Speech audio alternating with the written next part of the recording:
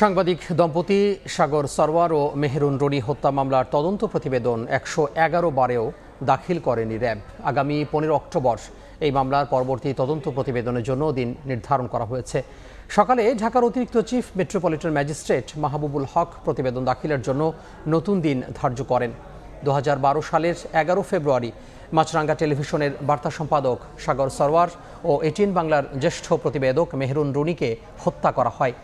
এ ঘটনায় নিহত রনির ভাই নওশের আলম রোমান শেরেবাংলা নগর থানায় একটি হত্যা মামলা করেন। চাঞ্চল্যকর এই হত্যা মামলার তদন্তভার দেয়া হয় ডিবিকে। তারা রহস্য উদ্ঘাটনে ব্যর্থ হলে হাইকোর্টের নির্দেশে মামলার তদন্তভার র্যাবের কাছে হস্তান্তর করা হয়। এরপর থেকে একের পর এক তারিখ বাড়ানো হলেও তদন্ত শেষ করতে পারেনি সংস্থাটি।